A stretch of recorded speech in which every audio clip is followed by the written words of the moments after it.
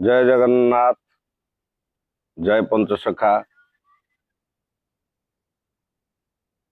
तो आजिका दिन में बहुत प्रकार कथा शुणा मिलूँ। प्रभु अच्युतानंद मध्य से कथा लिखिले जे एमती किए केते प्रकार कथा कहबे। कहले केते 12 अच्युत सृष्टि हेबे, 13 कलिकी सृष्टि हेबे, केते प्रकार कथा से 12 13 21 जहाँ भी हो, किंतु गोटे सत्यासत्यता भितर ही नुचिक से तो जहाँ हवा कथा हम। सर्वप्रथम संवाद पाइबे प्रकृत साधु सन्त जो माने से मानू ही प्रथम संवाद जीव। से शोथे जाणीजे, से ध्यान करुवे जाणीजे जे कौन हवा को जाऊँ। चैनल रे मु देखुली बेले बेले समय हेले देखे ना कहूनी केते बाबू पूरा टीम मेंबर को डाकिकी 2 मास खाद्य शस्य रखिदे गोटे आलोचना चक्र चलছে। अरे रखिदेले कौन हम, जदि किसी विस्फोट हबार थिबो, जदि किसी अनहोनी परिस्थिति हबार थिबो, खाद्य रखिकी जा, खाद्य न रखिकी से हम। तेणु हाँ यहाँ कहबे हाँ आम जदि विपद को महसूस करूँ तो आगुरी सतर्क ही आम किसी बाट करवा कर गुड। देखंतु जोटा मु खाली मन पकाउछु गोटे गोटे मोर एते ज्ञान नहीं से सब विषय। ये जो गत गुरुवार गला अमावास्या पड़ता, संक्रांति पड़ता, एकादशी पड़ता एवं पुरुषोत्तम मास चली। पुरुषोत्तम मास कहले कौन बुझा जाए? कहीं ये नुहे तो ये समयटा प्रभु को अवतीर्ण हवा समय। तेणु महाज्ञानी व्यक्ति माने सन्थ माने ए विषय निश्चय जापर। मुझे बहुत भल पाए सम्मान करे दिवाकर महाराज को। आज जिनसटे देखुली उपस्थापन भारी मर्माहत कहते स्वाभाविक, कारण साधु सन्त मन सब तरल हृदय, नम्र हृदय, सब जनमानस कांदुव। तेणु कौन सब हवा को जाऊँगी से बहुत कथा आलोचना करते, जमी आम एलियन परिस्थिति कथा आलोचना करते, सेमती एलियन परिस्थिति कथा आलोचना करते। एत असह्य गरम होची जे कोटी कोटी लोक पड़ी मेडिकल जाउछंदी, कहार मृत्युवरण किए कले कि जापर ना कौ जुगुर हो। साप कामुड़े भी लोक मृत्युवरण कर, कुकुर कामुड़े भी मृत्युवरण कर, रोड रे बाड़े भी मृत्युवरण कर, संख्या बढ़ी जाए।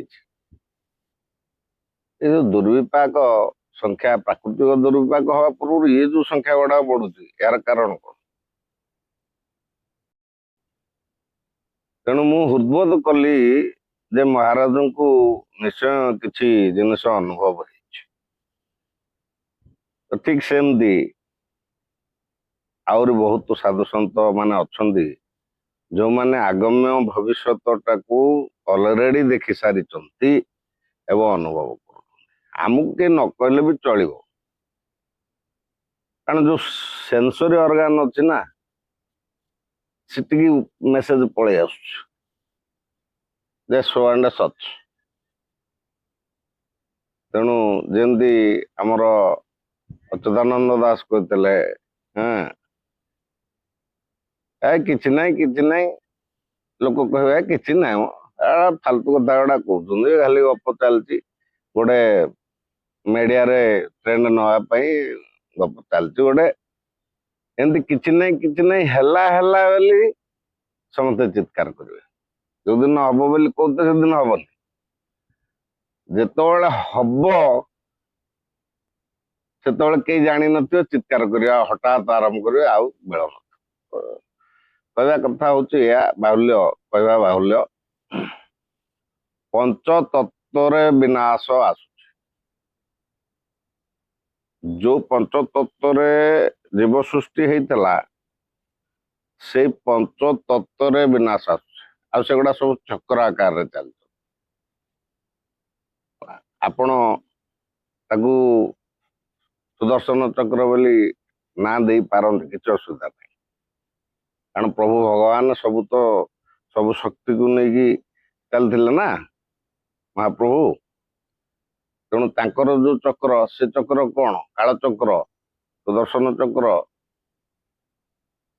ଏ ଯୋଉ ଜଳ ଚକ୍ର, ବାୟୁମଣ୍ଡଳର ଯୋଉ ଚକ୍ର ଚାଲିଛି, ତାପମାତ୍ରାର ଚକ୍ର ଚାଲିଛି, ସବୁ ଚକ୍ର ଆକାରରେ ଚାଲିଛି। କେହି ଆଉ ଗୋଟେ ସିଧା ଏମିତି ଚାଲୁନାହାନ୍ତି, ସବୁ ଚକ୍ର ଆକାରରେ ଚାଲିଛି। ତେଣୁ ଏଇ ଯୋଉ ଚକ୍ର ଭିତରେ ଆମେ ଫସିଛୁ, ଜନ୍ମ ମୃତ୍ୟୁର ଚକ୍ର, ଏ ଚକ୍ର ଭିତରେ ଫସିଛୁ, ତା ଦେହରୁ ଆମେ କଣ ବୁଝିପାରିବା? ଶୋଇଥିବା ସକାଳ ଦେଖିବା କି ନାହିଁ କିଛି ଗାରେଣ୍ଟି ନାହିଁ। ତେଣୁ ଏଗୁଡା ଡରେଇବା ପରିସ୍ଥିତି ନୁହେଁ, କିମ୍ବା ଭୟ ସଞ୍ଚାର କରିବା ପାଇଁ ଏସବୁ କୁହାଯାଉନି। କେବଳ ଗୋଟେ ସମୟ କଥା କୁହାଯାଉଛି। ଏ ସମୟକୁ ଆମେମାନେ ଦେଖିବା। ଯୋଉମାନେ ଜାଣିଛନ୍ତି ସେମାନେ ଦେଖିବେ, ଯୋଉମାନେ ଜାଣିନାହାନ୍ତି ସେମାନେ ମଧ୍ୟ ଦେଖିବେ। সেই সময়টা উপস্থিত হয়েছে।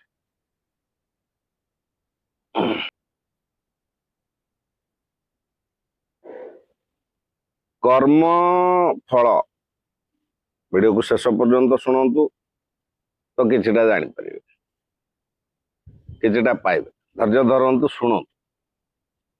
କର୍ମ ଫଳ, ପୁଣି ଫଳ, ଫଳରୁ କର୍ମ। ଇଏ ବି ଗୋଟେ ଚକ୍ର, ଇଏ ବି ଚକ୍ର ଆକାରରେ ଚାଲିଛି। କର୍ମ ଫଳକୁ କେହି ବାଦ ଦେଇପାରିବେ ନାହିଁ। ଆମେ ବିଗତ ଦିନରେ ଏ ପୃଥିବୀ ମାତା ପାଇଁ ଯାହା ଯାହା ଅନିଷ୍ଟ କରିଛେ, ଏ ବାୟୁମଣ୍ଡଳ ପାଇଁ ଯାହା ଯାହା ଅନିଷ୍ଟ କରିଛେ, ତାର ଫଳ ଭୋଗିବା ନା ନାଇଁ କୁହନ୍ତୁ? ସ୍ୱୟଂ ଭଗବାନ କହିଥିଲେ କର୍ମ ଫଳ ସର୍ବଦା ସ୍ଥିର। ତାକୁ ସିଏ ନିଜେ ବି କାଟି ପାରିନାହାନ୍ତି। ଉଦାହରଣ ସ୍ୱରୂପ ଗୋଟେ କହୁଛୁ, ବୁଝୁ। ବାୟୁମଣ୍ଡଳକୁ ଆମେ ଧ୍ୱଂସ କରି ଚାଲିଛେ, ବୃକ୍ଷଲତା ଧ୍ୱଂସ କରି ଚାଲିଛେ, ଜଙ୍ଗଲ ଧ୍ୱଂସ କରି ଚାଲିଛେ। ଏ ଯୋଉ କରୋନା ପରିସ୍ଥିତି ଯେତେବେଳେ ଆଇଲା, ସେତେବେଳେ ଲୋକ ଅମ୍ଳଜାନର ମୂଲ୍ୟ କଣ ବୁଝିଲେ ନା ନାଇଁ? ଗୋଟେ ସିଲିଣ୍ଡର, ଅକ୍ସିଜେନ ସିଲିଣ୍ଡର ଲାଗିବ ପେସେଣ୍ଟଟେ 25,000, 50,000, 55,000, ମିଳିଲାନି, ବ୍ଲାକ୍ ହେଲା, ଲୋକ ବି ମଲେ। ସେତେବେଳେ ମଣିଷ ବୁଝିଲା ନାଇଁ ଅମ୍ଳଜାନ ସର୍ଟେଜ କଣ ଗୋଟେ ହେଇକି ଏମିତି ହଉଛି।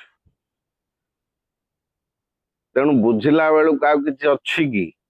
ମୋର କହିବା କଥା, ଆମାଜନ ଜଙ୍ଗଲ ଧ୍ୱଂସ ହେଇଯାଇଛି, ଯାହା ପୃଥିବୀର ଲଙ୍ଗସ ବୋଲି କୁହାଯାଏ। 75% ଡନ୍ ଡନ୍। ତା ଫଳଟା ରେଡି ହେଇକି ଅଛି। ବାୟୁମଣ୍ଡଳରେ ପ୍ରଦୂଷଣ, ଆପଣ ଦିଲ୍ଲୀର ଭିଡିଓ ଗୁଡା ଦେଖନ୍ତୁ, ମଝିରେ ଯୋଉ 2-4 ମାସ 5 ମାସର ଭିଡିଓ ଦେଖନ୍ତୁ, କେମିତି ପ୍ରଦୂଷିତ ଅବସ୍ଥାରେ, କେବଳ ଦିଲ୍ଲୀ ନୁହେଁ, ମେଟ୍ରୋ ସହର ଗୁଡାକ କେମିତି କଳା ଧୂଆଁ ଆଚ୍ଛାଦିତ ହେଇକି କଣ ଅବସ୍ଥା ହଉଥିଲା। ସେଠି ଲୋକ ଯୋଉମାନେ ନନ୍ ସ୍ମୋକର, ସେମାନେ ମଧ୍ୟ 50ଟା ସ୍ମୋକିଂ କଲେ ଯେତିକି ଦେହକୁ ଯିବା କଥା ସେତିକି ସେମାନେ ବି ପାଇଯାଉଛନ୍ତି। ନଟ୍ ସ୍ମୋକିଂ ବଟ୍ ଗେଟିଂ ହେଲା। ତ ଯିବୁ କୁଆଡେ? ଏବେ ସମସ୍ତେ ଆମେ ଭୋଗିବା ପାଇଁ ଅଣ୍ଟା ଭିଡି ରେଡି ହେଇଯିବୁ। କେହି ରକ୍ଷା ପାଇବାନି, କି ଆମେ ଚାହିଁଲେ ମଧ୍ୟ ବଞ୍ଚେଇ ହବନି। ମୁଁ ସବୁବେଳେ ଶୋଇଲା ବେଳେ କାନ ଦେଇକି ମାଟିରେ ଶୁଏ। ମୁଁ କେତେ ଥର କହିଲାଣି ସମସ୍ତଙ୍କୁ, କେହି ବିଶ୍ୱାସ କରୁନାହାନ୍ତି। କଣ ମାଟି ଭିତରୁ କଳକଳ ନାଦ ଆସୁଛି, ଯେମିତି ଲାଗୁଛି ଏ ପାରାଦୀପ ପୋର୍ଟଟା ଯେମିତି ସମୁଦ୍ର ଉପରେ ଭାସୁଛି। ତ ବହୁତ ଥର ଏମିତି ଚିଙ୍କିକି ନିଦ ଭାଙ୍ଗିଯାଏ, ଶୋଇପାରେନି, ବହୁତ ଚିନ୍ତା ଆସେ ଯେ ଏଇ କଣ ଜିନିଷ, କଣ ଏମିତି କାହିଁକି ଶବ୍ଦ ଶୁଭୁଛି ସବୁବେଳେ, କଳକଳ କଳକଳ କଳକଳ ହେଇକି ଶୁଭୁଛି।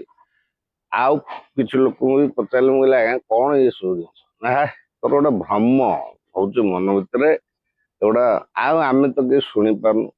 ତାପରେ ମୁଁ ନିଜକୁ କନଭିନ୍ସ କରେଇଲି, ନାଇଁ ଏମେ ବି ଏଇଟା ଗୋଟେ ଭ୍ରମ ହେଇପାରେ, ହେଲେ କଣ ହବ, ସାଇଣ୍ଟିଫିକ ବ୍ରେନ କେବେ ଭୁଲି ହଉନି। ଆଉ ଯୋଉଟା ଜଳ ଜଳ ଶୁଭୁଛି ମୁଁ କେମିତି ସେଇଟାକୁ ଡିନାଏ କରିପାରିବି। ମୁଁ ଗିନିଟା ବଜେଇଲି ପ୍ରଭୁଙ୍କ ମନ୍ଦିର ଯାଇକି, ଗିନି ବଜେଇଲି, ଘଣ୍ଟି ବାଜିଲା ତା ସାଥିରେ। ମୁଁ କହିଲି କିଏ ଗୋଟେ ଘଣ୍ଟି ବଜେଇଲା, ଚାରିପଟେ ଦେଖିଲି, ଖୋଜିଲି, ମୁଁ କହିଲି କାଳେ ବ୍ରାହ୍ମଣ ବଜଉଥିବେ, ତେଣୁ ଖୋଜିଲା ବେଳକୁ କେହି ନାହାନ୍ତି। ମୁଁ ଗିନି ବନ୍ଦ କରିଦେଲି, ମୁଁ କହିଲି ଦେଖିଆ। ତାପରେ ପୁଣି ସେଠୁ ଗିନି ବଜେଇଲି, ଯେମିତି ଗିନି ବଜେଇଲି ପୁଣି ଘଣ୍ଟି ବାଜିବା ଷ୍ଟାର୍ଟ ହେଇଗଲା। କିଏ ବଜଉଛି କିଏ ସେ? ସେଠୁ ଏମିତି 2-4 ଥର ଟ୍ରାଏଲ ମାରି ସାରିଲା ପରେ ମୁଁ ଜାଣିପାରିଲି ଯେ ମୁଁ ଯେତେବେଳେ ଗିନିଟା ବଜଉଛି ସେତେବେଳେ ଘଣ୍ଟିଟା ବାଜୁଛି। ତାପରେ ଜଣେ ବାବା ଆସନ୍ତି, ମୁଁ ତାଙ୍କୁ କହିଲି, ମୁଁ କହିଲି ବାବା ଇଏ କଣ କଥା, ନା ରେ ସେ ଗୋଟେ ତମ ମନର ଭ୍ରମ, ସେ ଗିନିରୁ ସେ ସାଉଣ୍ଡଟା ଆସୁଛି। ତ ତାକୁ ବି ମୁଁ ଭାବିଲି ହେଇଥିବ, ମେ ବି ଗିନିରୁ କେମିତି ଘଣ୍ଟି ସାଉଣ୍ଡଟା ଟଙ୍ଗ ଟଙ୍ଗ ଟଙ୍ଗ ଟଙ୍ଗ, ଗିନିଟା ତ ଏମିତି ବାଜିବ, ସେ ଟଙ୍ଗ ଟଙ୍ଗ କୋଉଠୁ ଆସିବ? ହଁ, ତେଣୁ ଏମିତି ମୋର କହିବା କଥା, ଆପଣ କହୁଥିବେ ଲୋକ ବିଶ୍ୱାସ କରିବେ ନାହିଁ, ଏ ସମୟ ସେୟା। ଏବଂ ଯୋଉଟା ବିଶ୍ୱାସ କରିବା କଥା ତାକୁ ବିଶ୍ୱାସ କରିବେନି, ଯୋଉଟା ବିଶ୍ୱାସ ନ କରିବା କଥା ସେଇଟାକୁ ବିଶ୍ୱାସ କରିବେ। ତ ଏକମାତ୍ର ସତ୍ୟ କର୍ମଫଳ। ଆଉ ଗୋଟେ ଏକମାତ୍ର ସତ୍ୟ ହଉଛି ଆପଣଙ୍କ ଆତ୍ମା ଆଉ ପରମାତ୍ମା। ପରମାତ୍ମା ଆପଣଙ୍କ ଆତ୍ମାକୁ ଯାହା ଇଙ୍ଗିତ ଦଉଛନ୍ତି ସେଇଟାକୁ ଅନୁଭବ କରନ୍ତୁ, ଆପଣ ଜାଣିପାରିବେ what is going to happen। ଏବଂ ଏ ଯୋଉ ଗରମ ଅନୁଭବ ହେଲା, ଏ ତଳ ବାୟୁମଣ୍ଡଳରେ ଅକ୍ସିଜେନ ମିଳିଲାନି, ଉପରକୁ ଚାଲିଗଲା, ସବୁ ଆଡକୁ ସମୁଦ୍ର ଆଡକୁ ଚାଲିଗଲା। ଅମ୍ଳଜାନ ସର୍ଟେଜ, ସରି, ପ୍ରାୟ ସମସ୍ତେ ଅନୁଭବ କରୁଛନ୍ତି, କିନ୍ତୁ ଜାଣିପାରିଲେନି। କାହିଁକି ନା ସେଟା ହେଲା ବେଳେ ଦେହ ହାତ କେମିତି ଗୋଟେ ସଫୋକେଟେଡ ଲାଗିବ, ଅଣନିଶ୍ୱାସୀ ଭଳିଆ ଲାଗିବ, ଦେହ ହାତ ଗୋଟେ ଝିମଝିମ ହେଇକି ବଳ ନଥିଲା ଭଳିଆ, ମେଟାବଲିଜିମ ଠିକ ସେ ହେଇପାରିବନି ବଡିରେ, ଯୋଉଥିପାଇଁ ଭାରି ଏମିତି ଗରମ କେବେ ଦେଖିନଥିବ। ଦେହ ହାତ କଣ ହେଇଯାଉଥିବ, କୋଉଠି ବିନ୍ଧା ଚିଟିକା ହେଲା ଭଳିଆ, ମୁଣ୍ଡ ବିନ୍ଧିଲା ଭଳିଆ କଣ ହେଇଯାଉଥିବ, ଛାଇରେ ବସିଥିବ ବି ସେମିତି ଲାଗୁଥିବ। ତେଣୁ ଏଇ ଯୋଉ ଅନୁଭବଟା ହେଇଛି, ଇଏ ଟ୍ରେଲର ଥିଲା। ଗଡଜିଲା ଏଲିନୋ ଆସିବ ବୋଲି ଅଲରେଡି ମେଟ୍ରୋଲୋଜିକାଲ ଡିପାର୍ଟମେଣ୍ଟ ସବୁ କହିଦେଇଛନ୍ତି। ଏତେ ବଡ ମରୁଡିଟା ହବ, ବନ୍ୟା ବି ହବ, ତା ଦେହରେ କଣ କିଛି କ୍ଷତି ହବନି? ହବ। କେତେ ବଡ ହବ କିଏ ମାପିଛି ତାକୁ? ସମସ୍ତେ ଗୋଟେ ଆଶା ଆଶଙ୍କାରେ ଚାଲିଛନ୍ତି। ତେଣୁ ଏ ପରିସ୍ଥିତିରେ ଆମେ କଣ କରିବା? କିଛି କରିବାର ନାହିଁ, ଯଥା ପୂର୍ବମ୍ ତଥା ପରମ୍। ଯେମିତି ପୂର୍ବରୁ ଗୋବିନ୍ଦ ଭରସା, ଯେମିତି ପ୍ରଭୁଙ୍କୁ ଆତ୍ମ ସହକାରେ ଡାକି ଆସୁଥିଲେ, ସେମିତି 24 ଘଣ୍ଟା ଡାକି ଚାଲନ୍ତୁ। କାହିଁକି ନା ଇଏ ସବୁ ଜିନିଷ ପାଇଁ କାହାର ବଳ ନାହିଁ। No scientist is bigger than nature. No engineer is greater than nature. No doctor is powerful than nature. Natural calamity ଯୋଉଟା ଆସିବ ତାକୁ ଆପଣ ଆଉ ମୋ ଭଳିଆ ସାଧାରଣ ମାଧ୍ୟାବାହୀ କଣ କରିପାରିବା? କିଛି କରିବାର ନାହିଁ। ତେଣୁ କେବଳ ଆଶ୍ରା ସେ ଜଗନ୍ନାଥ, ସେଇ ଗୋବିନ୍ଦ, ସେଇ ମହାପ୍ରଭୁ, ସେଇ କଳକି ରାମ, ସିଏ ଯାହାକୁ ସିଲେକ୍ଟ କରୁଥିବେ ସେମାନେ ନୂତନ ଦୁନିଆକୁ ଦେଖିବେ। ତେଣୁ ଆମେ ଏଗୁଡା ସବୁ କାହିଁ ବଖାଣି ହଉଛୁ? ନା ହୁଏତ ଆମ ସମୟ ପଡିଯାଇଥିବ କହିହବନି। ଆମେ ଟିକେ ଆଗରୁ କହିଦେଇଥିଲେ ଲୋକ ଶୁଣି ଦେଇଥିବେ। ତା ଭିତରେ କାହା ନାଁ ଲେଖା ହେଇଥିବ, କେତେବେଳେ କଣ ହବ ସମସ୍ତେ ଗପୁଛନ୍ତି, ଆମେ ଟିକେ ଗପି ଦେଲୁ ଆଉ କଣ। ଏଇଟା କିଛି ଗୋଟେ ମାରଣ କଥା ନୁହେଁ। ଫ୍ରି ସ୍ପିଚ ଅଧିକାର ସମସ୍ତଙ୍କର ଅଛି। ଆମେ କାହାକୁ ଭୟ ଦଉନୁ। ଆମକୁ ଭୟ ଲାଗୁଛି, ଆମେ କାହାକୁ ଭୟ ଦଉନୁ। କାହିଁକି ନା ଅନୁଭବ ଯାହା ଆସୁଛି ଯେ ଏମିତି ଭୁସ୍କିନି କାଲି ଗୋଟେ କଣ ହେଇଯିବ ସେମିତି ନୁହେଁ। ଗୋଟେ ଲଙ୍ଗ ସ୍ପାନ, ବର୍ଷେ 2 ବର୍ଷ 3 ବର୍ଷ 4 ବର୍ଷ ଏମିତି ଘଟି ଚାଲିବ। ମାନେ ସମସ୍ତେ କହୁଛନ୍ତି କିଛି କୁଆଡେ ନାହିଁ ଆଉ, ସାଡେ ତ ହେଲା ଆଉ, ମୋ ଘର ଦ୍ୱାର ମୋର ହେଇନି, ମୋ ଘର ଭିତରେ ତ ହେଇନି ଆଉ, ଓ ସେଠି ହେଲା ଆଉ, ମୋଟେ କଣ ହେଇଛି ତାଙ୍କ ଗାଁରେ ହେଲା, ଆମ ଗାଁରେ କଣ ହେଇଛି। ଏମିତି ହେଇକି ହେଇକି ଯେତେବେଳେ ସବୁ ହେଇଯିବ ସେତେବେଳେ କହିବେ ନାଇଁ ନାଇଁ, ଯାହା ଲିଖିତ ଥିଲା 500 ବର୍ଷ ତଳେ ଯାହା କହୁଥିଲେ ତାହା ସତ୍ୟ। ମୁଁ କାହିଁକି ଏ କଥା କହିଲି ନା, ଏଡ ବଡ ବୈଜ୍ଞାନିକ କଣାଦ ଯେତେବେଳେ କହିଲେ ପଞ୍ଚତତ୍ତ୍ୱ କଥା, ପଞ୍ଚତତ୍ତ୍ୱରୁ ସୃଷ୍ଟି ହେଇଛି, ମ୍ୟାଟର ସୃଷ୍ଟି ହେଇଛି, ସେ କହିଲେ ମ୍ୟାଟର ପଦାର୍ଥ, ମ୍ୟାଟର ମାନେ ପଦାର୍ଥ ସୃଷ୍ଟି ହେଇଛି ଯେତେବେଳେ କହିଲେ, ମୁଁ ଯେତେବେଳେ ସେ ବହି ପଢିଲି ମତେ ବି ଟିକେ ହସ ମାରିଲା। ମୁଁ କହିଲି ଇଏ ବୈଜ୍ଞାନିକ ବୋଧେ ସର୍ବପ୍ରଥମେ ବୋଧେ ଏଇଟା କହିଲେ ଆଉ। ତାପରେ ଯେତେବେଳେ ଜ୍ଞାନ ହେଲା, ଯେତେବେଳେ ବିଭିନ୍ନ ପ୍ରକାର ଗୀତା ଭାଗବତ ଭଲ ମନ୍ଦ ସବୁ ଜିନିଷ ଧର୍ମ ସଂସ୍କାର ବିଷୟରେ ଟିକେ ଟିକେ ଜାଣିଲି, ଶୁଣିବାକୁ ପାଇଲି, ଜାଣିବାକୁ ପାଇଲି। ଆମର ଯୋଉ ମହାପୁରୁଷ ମାନେ ଥିଲେ ସେମାନେ ମୋ ବହୁ ଆଗରୁ ଏ ବିଷୟରେ ସବୁ କହିଯାଇଛନ୍ତି, ପଞ୍ଚତତ୍ତ୍ୱ ଉପରେ ସବୁ କହିଯାଇଛନ୍ତି। ତାଙ୍କ ନାଁ ଲେଖାଇକି ଆଇଲାନି ବଡ ବୈଜ୍ଞାନିକ ବୋଲି, କାହିଁକିନା ସିଏ ଆଉ ସାଇନ୍ସ ଫିଜିକ୍ସ ବହି କେମିଷ୍ଟ୍ରି ବହି ଏସବୁ ପଢିନାହାନ୍ତି ନା। ତେଣୁ ତାଙ୍କୁ ଗୋଟେ ଦେଖା ଯାଉଥିଲା ବହୁତ ଦୂରକୁ। ମୋ ଆଖିର ପାୱାର ଏତିକି, ମୁଁ ଏ ଯାଇ ଦେଖୁଛି। ତାଙ୍କର ସେମିତି ଶକ୍ତି ଥିଲା, ସେ 500 ବର୍ଷ ଆଗକୁ 1000 ବର୍ଷ ଆଗକୁ କଣ ଗୋଟେ ହବ ଦେଖୁଥିଲେ। ଏଇଟା ଗୋଟେ ଲଜିକାଲ କଥାଟେ କହିଲି। ସେ ଶକ୍ତି ଥିଲା। ଆପଣ ଦେଖୁନାହାନ୍ତି ଛାତ ଉପରେ ଠିଆ ହେଇକି ତାରା କେତେ ଲକ୍ଷ ଯୋଜନ ଦୂରରେ ଅବସ୍ଥିତ, ଆପଣ ଆଖି ଦେଖାଯାଉଛି ନା ନାହିଁ। ସେମିତି ଯୋଉଟାକୁ କହନ୍ତି ଫ୍ୟୁଚର ଟେଲିଂ ହେଲା, ବା ଫ୍ୟୁଚର ଟ୍ରାଭେଲ, ଏବେ ସାଇଣ୍ଟିଷ୍ଟ ତାକୁ ସବୁ ନାଁ ଦେଇଛନ୍ତି ଫ୍ୟୁଚର ଟ୍ରାଭେଲ। ତ ସେଗୁଡାକ ସବୁ ସେଇ ବ୍ୟକ୍ତି ମାନେ, ମହାପୁରୁଷ ମାନେ ଅଲରେଡି କରିସାରିକି ଯାଇଛନ୍ତି।